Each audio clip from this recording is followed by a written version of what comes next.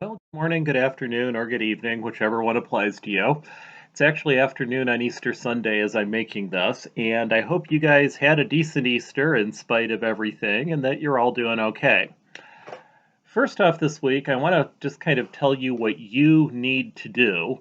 There are going to end up being two different quizzes that you'll be taking in stats this week. Remember, last week you did not have any quiz. You did, however, have a video last week and some problems that I wanted you to look through last time.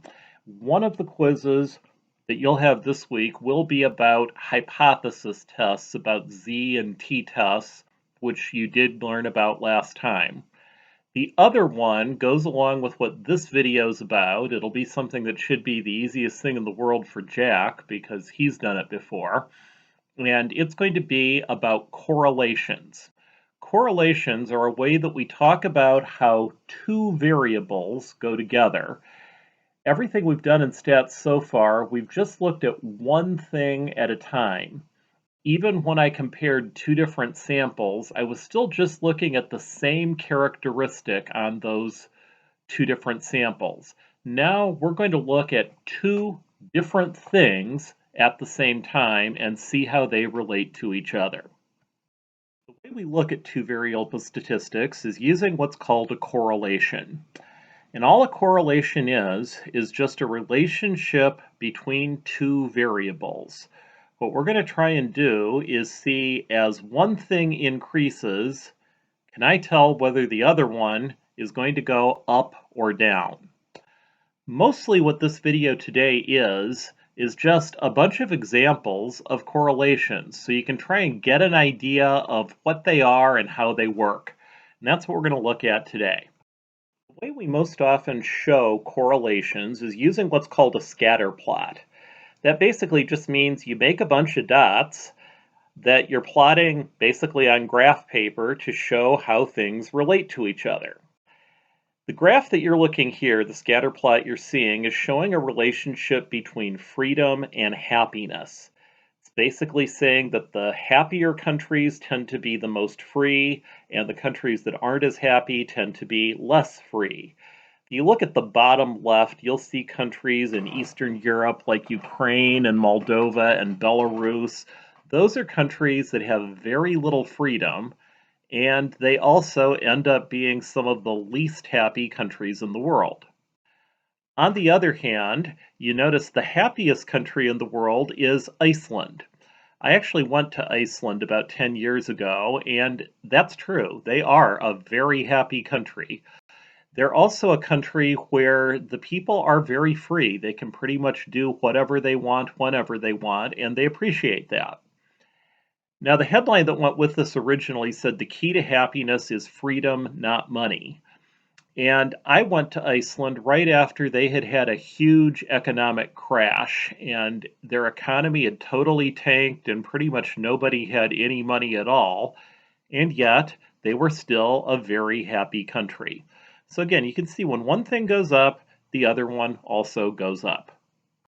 We're going to look at several examples. The next one is again showing some different countries, and they're showing the relationship between how much fat is in your diet and deaths from cancer in those countries.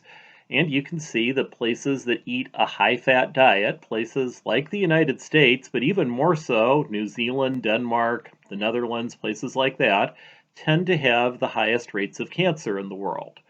On the other hand, the lowest fat diet is Thailand, and they also have the fewest deaths from cancer.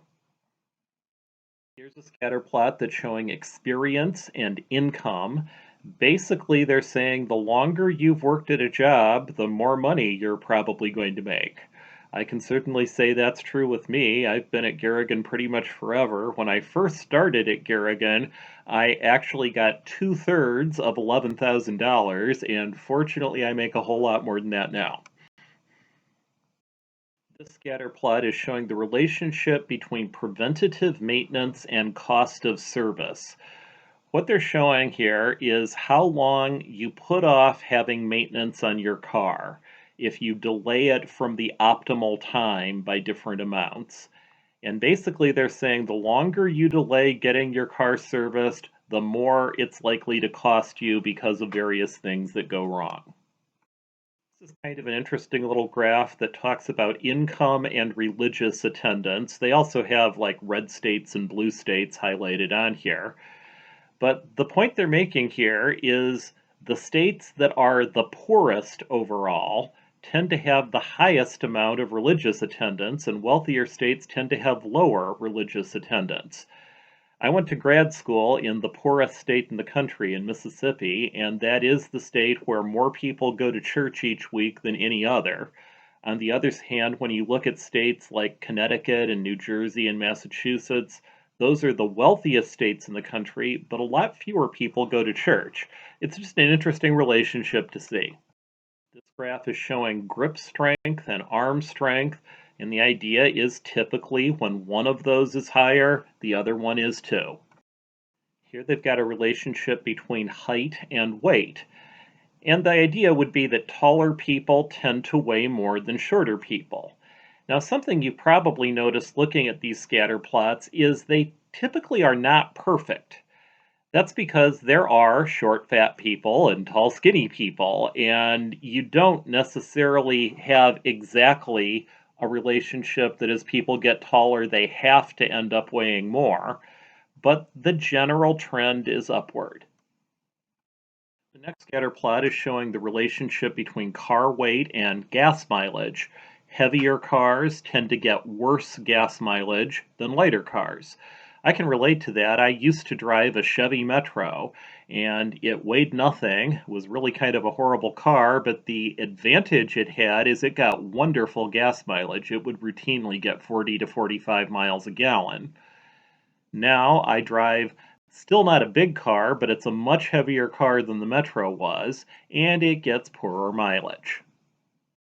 We don't usually think much about elevation in Iowa, but if you want like hiking in the mountains, it becomes much more important that the higher up you are, the colder it is. As the elevation increases, the temperature goes down. Here they're looking at systolic and diastolic blood pressure. Those would be the two readings you get when you take somebody's blood pressure. They often will talk about like a typical blood pressure being 120 over 80. 120 is the systolic pressure and 80 is the diastolic pressure. And all this is saying is when one of those is higher, most of the time the other one's going to be too. Here's what we'd call a negative correlation. That's because we're looking at the fact that as the temperature goes up, coffee sales typically go down. You tend to drink colder beverages when it's warm out rather than warm beverages. So an increase in temperature means that sales of these coffees will go down. I purposely included this particular scatter plot because it looks kind of like a big mess. What they're doing is they're looking at some standardized tests that elementary kids took, and they're showing the relationship between scores in math and language. And if you look at it, it really doesn't look like there's a whole lot of a pattern. There's just dots all over the place.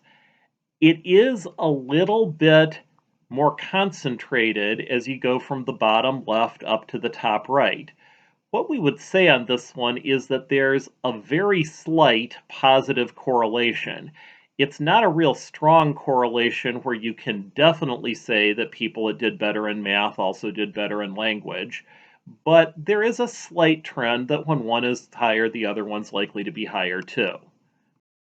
This graph technically has a problem to it because they cut off the bottom part of it, and you really shouldn't do that with a graph. However, it is showing a correlation between sleep and test scores, and it's basically saying the more sleep you get, the better your test scores are likely to be, which you probably could figure out. This is what we call a positive correlation. When one thing goes up, the second one goes up too. Graph here is trying to answer the question, do pro basketball teams run up the score against bad opponents? And the answer is, well, maybe. What they did is they looked at what the margin of victory was when the New York Knicks played different opponents.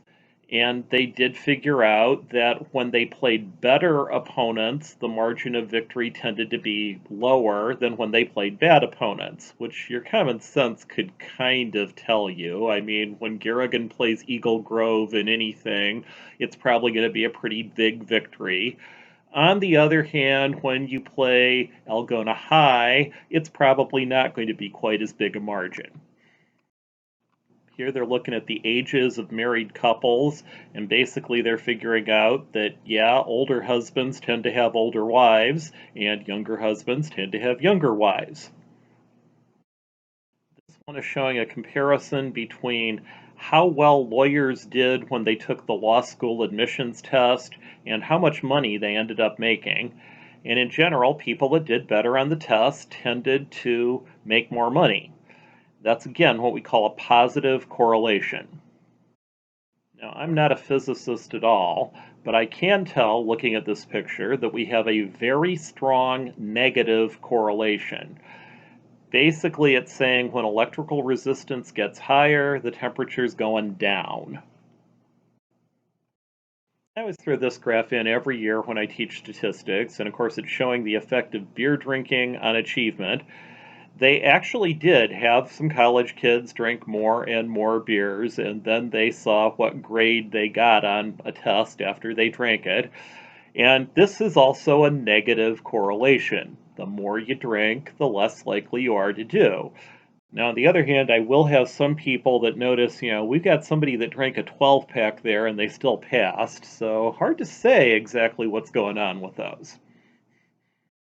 So the second quiz you have this week is just going to be asking you some real basic questions about correlations and scatter plots. And there's two main things that you can tell when you look at a scatter plot. One of them is whether you have a strong or a weak correlation, and the other one is whether it's positive or negative.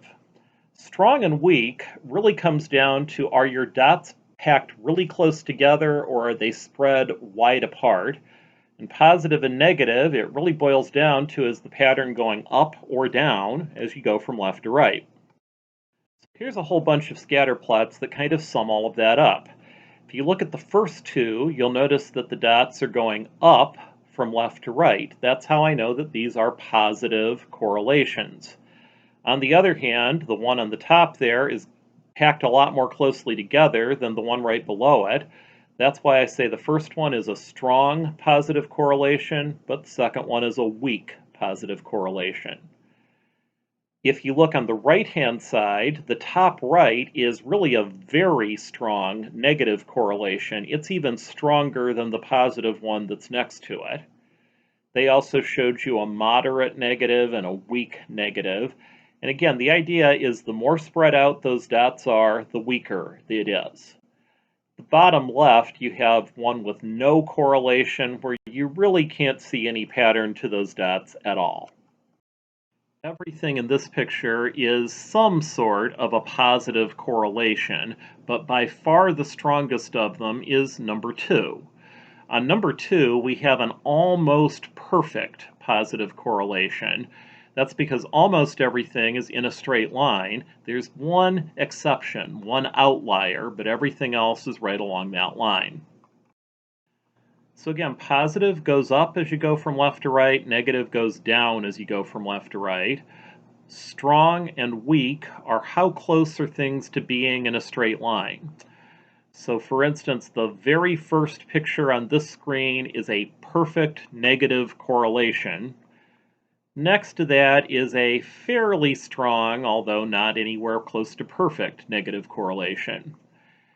It goes through a wide range of things going through the graph until we start getting into positive correlations at the bottom, and the very last one is a perfect positive correlation. Again, positive goes up, negative goes down, strong is packed real close together, weak is spread wide apart.